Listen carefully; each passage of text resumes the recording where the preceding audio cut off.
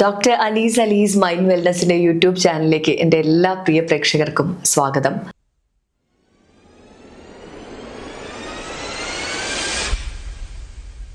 സാറേ, ഈ നമ്മള് ഉറക്കക്കുറവ്, ജോലിയുടെ സ്ട്രെസ് ആവാം, പല കാരണങ്ങൾ കൊണ്ട് ഉറക്കക്കുറവ് തലച്ചോറിനെ അത് ബാധിക്കുന്നുണ്ട്. അപ്പം എന്താ പറയാ, ഈ ഒരു വിഷയത്തെക്കുറിച്ച് പ്രത്യേകിച്ച് ഇപ്പം IT മേഖലയിലൊക്കെ ഉള്ള കുട്ടികളാണെങ്കിൽ സാലറി നല്ല ഇൻകം ഉണ്ടാവും, പക്ഷെ ത്രൂ ഔട്ട് വർക്കിംഗ് ആണ്. അപ്പം അതുപോലെ തന്നെ നമ്മളിപ്പം പെർഫോമേഴ്സ് ആണെങ്കിൽ ഞാൻ കണ്ടൊരു കാര്യമാണ്, നമ്മൾ ജോലി ഇത് കഴിഞ്ഞ് സ്റ്റേജിൽ രാത്രി ആയിരിക്കുമല്ലോ മിക്കവാറും പ്രോഗ്രാം, 10, 12:30, 1 മണി, 2 മണി വരെയൊക്കെ പ്രോഗ്രാം, ഒരു 11 മണി വരെയൊക്കെ. അത് കഴിഞ്ഞ് നമ്മൾ എല്ലാം കഴിഞ്ഞ് പേയ്മെന്റ് ഒക്കെ സെറ്റിൽ ചെയ്ത് വീട്ടിൽ വന്ന് ഒന്ന് കിടന്നുറങ്ങുമ്പോഴേക്കും പിന്നെ നമ്മളെ ജോലിക്ക് പോകാനുള്ള സമയമായി. അപ്പം അങ്ങനെയൊക്കെ കൊണ്ടുപോകുന്ന ആളുകൾക്കൊക്കെ ഈ ഉറക്കമൊക്കെ ഒരു വിഷയമാണ്.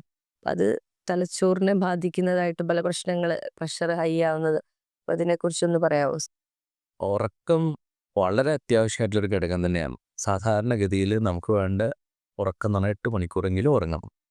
അതിൽ 7 മണിക്കൂറെങ്കിലും അറ്റ്ലീസ്റ്റ് മിനിമം കിട്ടിയിരിക്കണം തന്നെയാണ് പറയുന്നത്. ഈ ഉറക്കത്തിൽ നമ്മൾ ബ്രെയിൻ വർക്കിംഗ് ആണ്. നമുക്ക് ആ സമയത്ത് ആക്സിലറേഷൻ ഇല്ല എന്ന് മാത്രം, വർക്ക് ലോഡ് ഇല്ല. അപ്പോൾ നമ്മൾ കുറച്ച് റെസ്റ്റ് കൊടുക്കുന്നു മാത്രം. പക്ഷെ അത് പ്രോപ്പറായിട്ടില്ലെങ്കിൽ അതിന് പിന്നെ work load, full time work load കൊടുക്കുമ്പോൾ ബ്രെയിൻ പ്രോപ്പറായിട്ട് വർക്ക് ചെയ്യില്ല. ഡെഫിനറ്റ്ലി അത് എവിടെയെങ്കിലും സ്റ്റക്കാവും. അപ്പോൾ അതുകൊണ്ട് തന്നെയാണ് അതിന് റെസ്റ്റ് വേണമെന്ന് പറഞ്ഞത്. അപ്പോൾ നമ്മൾ വർക്ക് ചെയ്യുന്നുണ്ട്, പക്ഷേ ആക്സിലറേഷൻ കൊടുക്കണില്ല എന്നുള്ളൂ. അപ്പോൾ മൾട്ടിപ്പിൾ ഫങ്ഷൻസ് ഒന്നും വർക്ക് ചെയ്യിപ്പിക്കുന്നില്ല. നമ്മളിങ്ങനെ റിലാക്സ് മോഡിലാണ്. അപ്പോൾ ആ സംഭവം ഉണ്ടെങ്കിലേ പിന്നെ അടുത്ത കുറച്ച് അവേഴ്സ് നമ്മളെ യന്ത്രം വർക്ക് ചെയ്യുള്ളൂ.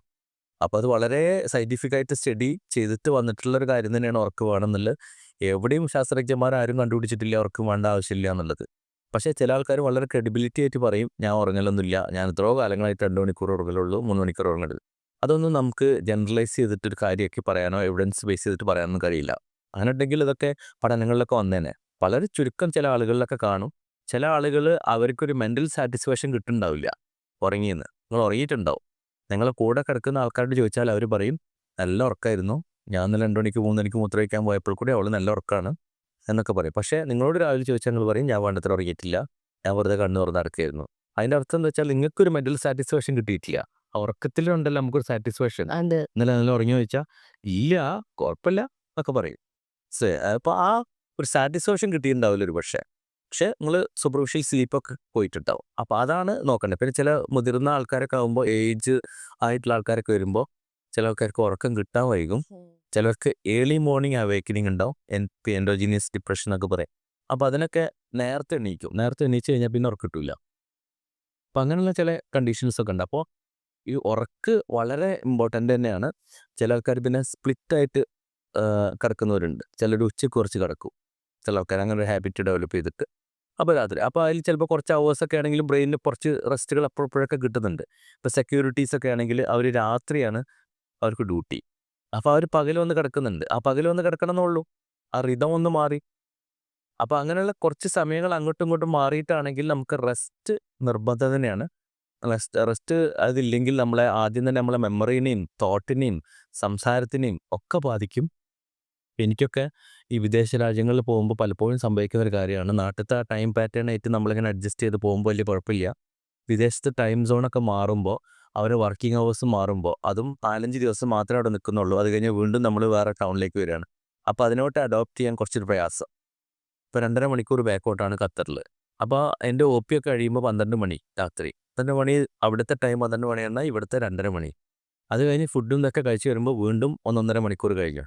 അപ്പോൾ ഇവിടുത്തെ 3 മണി 4 മണിക്കാണ് കിടക്കാൻ വരുന്നത്. അപ്പോൾ ആ സമയത്ത് ചിലപ്പോൾ ഉറങ്ങിപ്പോവും. പക്ഷേ 2 മണിക്കൂർ കഴിയുമ്പോൾ എണീക്കും. കാരണം ഇവിടുത്തെ ടൈമായി ഏകദേശം. ആ ടൈം എണീക്കുമ്പോൾ അപ്പത്തെ രാവിലെ കുളിച്ചതൊക്കെ ആകുമ്പോൾ ഒരു ഫ്രഷ്നെസ് കിട്ടും. പക്ഷേ ആഫ്റ്റർ 1 or 2 hours കഴിഞ്ഞാൽ ഭയങ്കര ഹെഡേക്കും ഒരു സ്ലീപ്പി മൂഡൊക്കെ വന്നുകൊണ്ടിരിക്കും.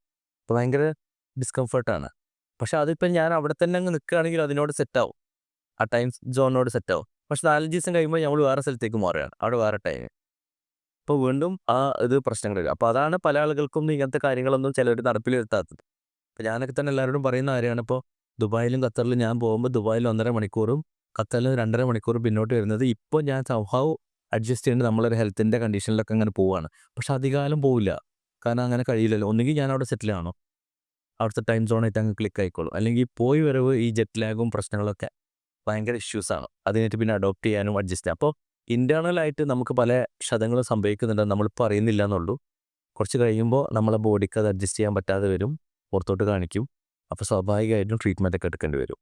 അപ്പോൾ സ്ലീപ്പ് വളരെ പ്രധാനപ്പെട്ട ആണ്. IT മേഖലയിലുള്ളവരൊക്കെ ആണെങ്കിലും കൂടിയിട്ട് ഇപ്പോൾ രാത്രി വർക്ക് ചെയ്യുന്നുണ്ടെങ്കിൽ അതിന് ഈക്വലായിട്ട് ഇപ്പുറത്ത് നമ്മൾ കുറച്ച് സമയം പകലാണെങ്കിലും രാത്രിയാണെങ്കിലും ബ്രെയിനിന് റിലാക്സേഷൻ കൊടുക്കണം.